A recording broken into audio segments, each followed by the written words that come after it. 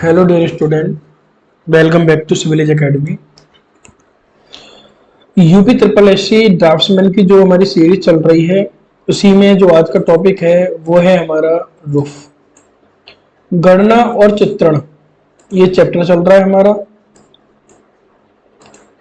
ये 2 दिन से टेक्निकल प्रॉब्लम को ज्यादा कर रहा है, आप लोगों को पता ही है। गणना और चित्रण ये टॉपिक चैप्टर था। और इसके अंदर आज जो है हमारी हो सकता है, देखता हूँ जो भी बच्चा होगा, कोशिश करूंगा आज ये खत्म हो जाए चैप्टर। काफी दिन हो गए इसको, अगर नहीं होता है तो मैं कल इसको कंप्लीट कर दूंगा। और आज मैं छत के बारे में पढ़ते हैं। हमारे घर में हमें जो बारिश से, धूप से, धूल से, हवा से, आंधी तूफान आते हैं, इन सब से जो बचाती है वो हमें उसे छत कहते हैं। किसी भवन के ऊपर वर्षा, धूप, धूल, ये सब जो संरचना हम बनाते हैं उसे हम छत कहते हैं। देखो, छत जो है काफी बड़ा चैप्टर है, इसमें काफी चीजें हैं, लेकिन पेपर में जो इंपोर्टेंट आती है वो आपको प्रीवियस ईयर क्वेश्चन जब मैं कराऊंगा तब बता दूंगा क्या इंपोर्टेंट है।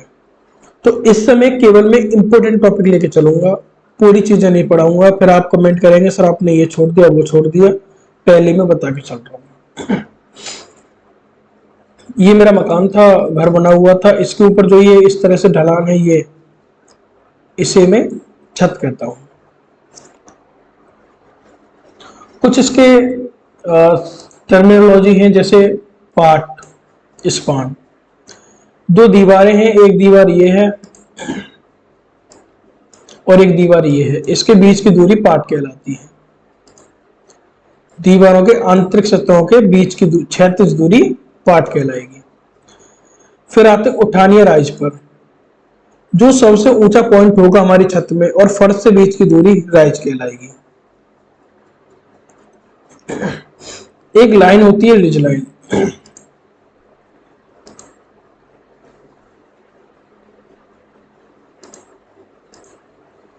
ये जो लाइन है, ये वाली, ये रिज लाइन है।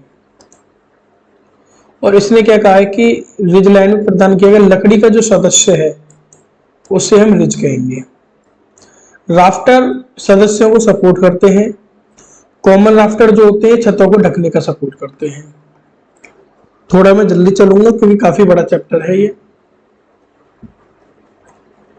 और जो इंपोर्टेंट है केवल वही बताऊंगा। बैटन जो है लकड़ी के तख्ते वगैरह को जो हम कहीं भी हमें सुरक्षित मतलब लगाना हो किसी के ऊपर, हम बैटन का उपयोग करेंगे।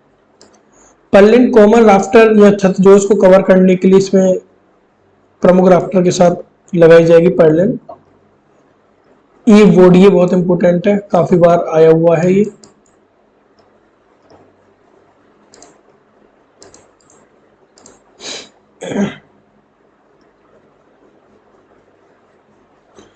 ये जो दीवार होती है उनसे बाहर का जो हिस्सा निकला होता है उसे ई बोर्ड कहते हैं। जो बोर्ड सा होता है उसे थोड़ा जो बाहर की तरफ निकाल देते हैं।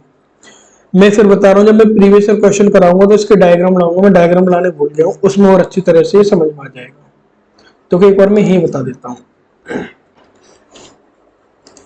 ये डायग्राम है आपका।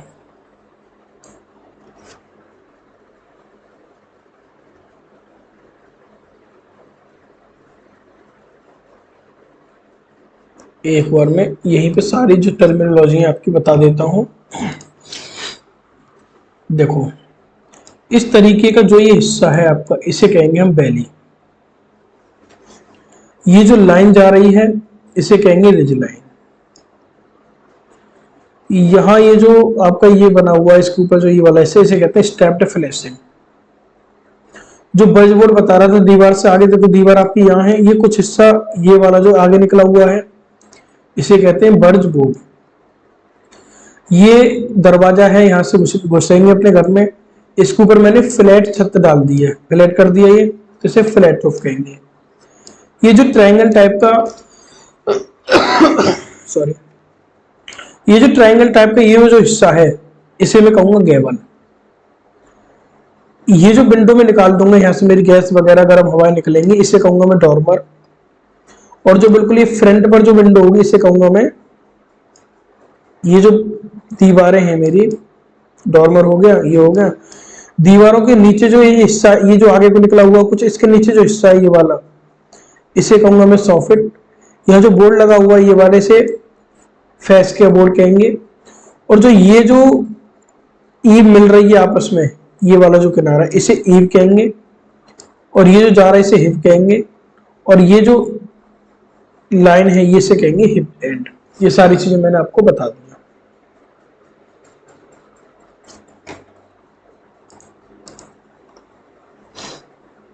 ये सब मैंने आपको बता दिया इसी में डायग्राम में, चाहे इनको पढ़ने की जरूरत है नहीं।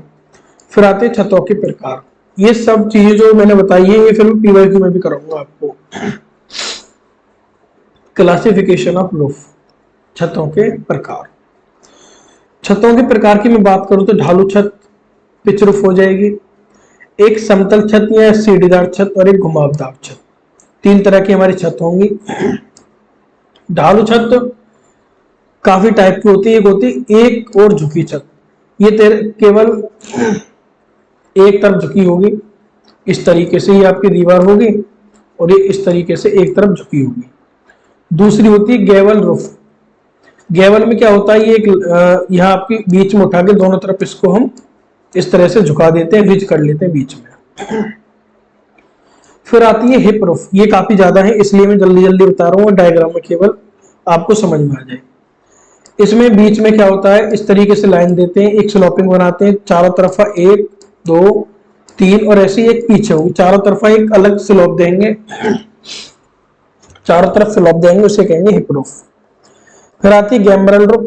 इसमें ब्रेक होता है यहाँ पे ऊपर हमारा स्लोप में, फिर उसके बाद में दूसरी स्लोप दी जाती है, इसे कहेंगे गैम्ब्रल रूफ। फिर आती है मेंसर्ड। मेंसर्ड में चारों दिशाओं में स्लोप देंगे, लेकिन एक ब्रेक के बाद हमने यहाँ स्लोप पे ब्रेक दे दिया, फिर दूसरा ब्रेक यहाँ दे दिया, तो होगी मेंसर्ड छत। एक और थी हमारी जो चारों दिशाओं में थी, वो थी हिप रूफ, लेकिन हिप रूफ में ब्रेक नहीं था, इसमें ब्रेक है। फिर आती है डेक रूफ। डेक में क्या होता है, बीच में फ्लैट टाइप का होता है, इस तरीके से फ्लैट टाइप का जो होता है इसे कहते हैं डेक रूफ। फिर ढलवा छत के प्रकार, पिच रूफ होती है, उनके प्रकार है, सिंगल रूफ हो गई हमारी, डबल है, या फ्रेम टाइप की है। जैसे मैं बात करता हूँ सिंगल की, थोड़ा जल्दी चलूंगा, ये बड़ा चैप्टर है, यहाँ से इतना अच्छा क्वेश्चन नहीं बनता, कुछ इंपोर्टेंट छतों से बनते हैं, वो पीवाईक्यू में करा दूंगा। फिर मैं कह रहा हूँ जितना पढ़ रहा हूँ उतना इंपोर्टेंट है बस, लेकिन पढ़ना ठीक से।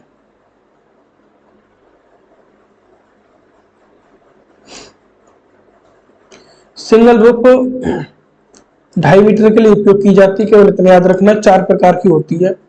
बरामदे की छत वगैरह जो डालते हैं, एक तरफ जो झुकी होती है उसे हम सिंगल रूफ कहते हैं।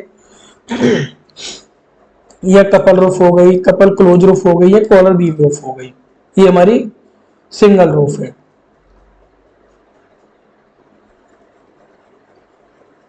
फिर चलते हैं डबल रूफ पे। डबल रूफ में क्या होता है, राफ्टर और पैडलेन आती है। और थर्ड होती है आपकी ट्रस्ट रूफ। ये क्वेश्चन आता है, ट्रस्ट रूफ का उपयोग हम जब करते हैं जब हमारी जो दूरी है वो 4.8 से अधिक हो। इसमें इंपोर्टेंट है किंग पोस्ट ट्रस्ट। यहां से जो है क्वेश्चन आपके बनने स्टार्ट होंगे, यहां से ही इंपोर्टेंट है।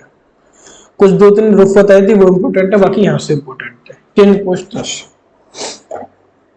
किंग पोस्ट ट्रस्ट में पूछेगा, ये 5 से 8 मीटर के बीच के लिए उपयोग किया जाता है। किंग पोस्ट ट्रसों की केंद्रीय दूरी 3 मीटर रखी जाती है।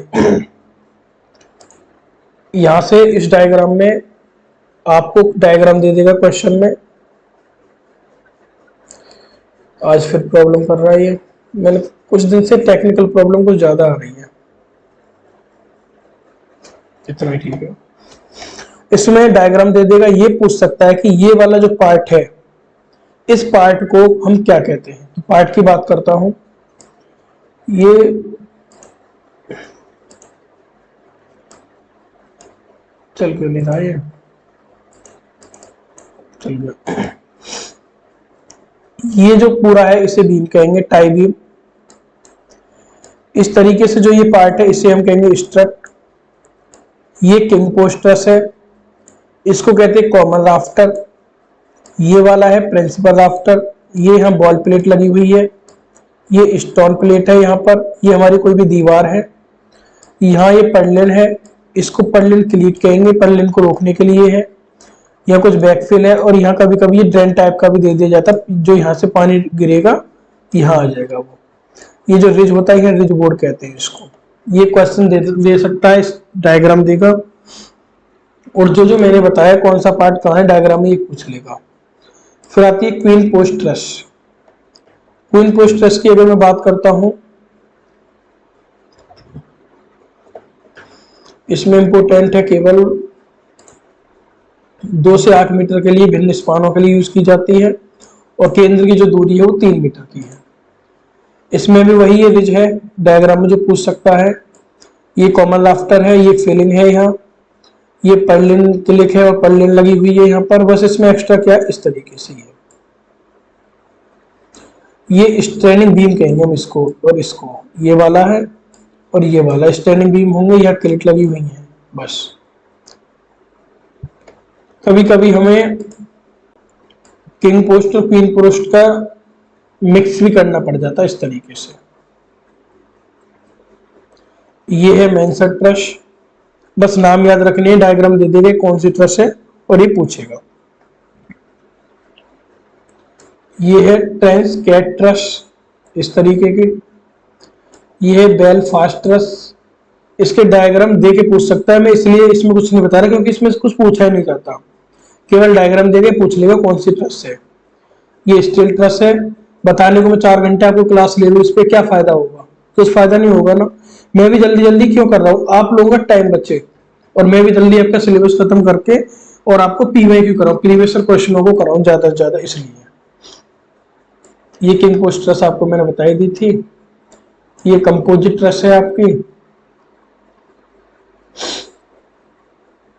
इन पे क्वेश्चन पूछ लिया जाता है। ये नॉर्थ लाइट स्टील ट्रस है इस तरह की, ये नॉर्थ लाइट स्टील ट्रस ये भी है। ये क्वेश्चन बहुत आता है, सिंपल फिंक स्टील ट्रस का, और एक कंपाउंड फिंक स्टील ट्रस, ये बहुत पूछे जाते हैं।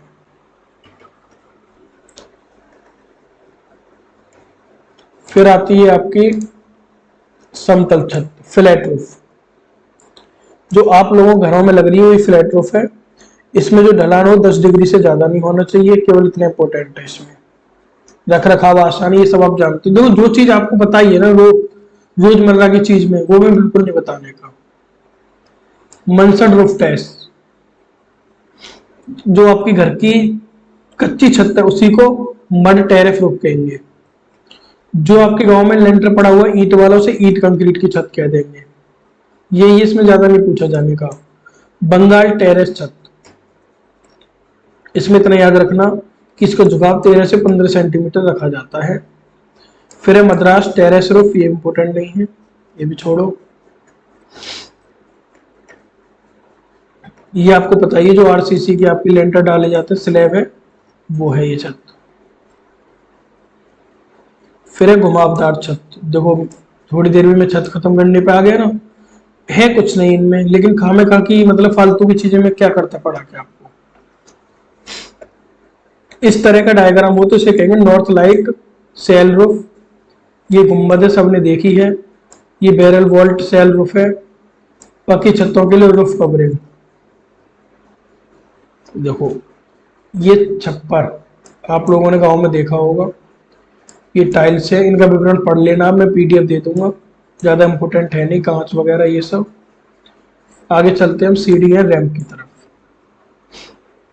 सीढ़ी हमें क्या काम करती है?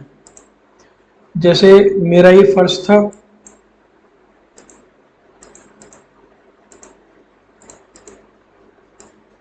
एक फर्श है ये वाला, चल क्यों नहीं रहा ये,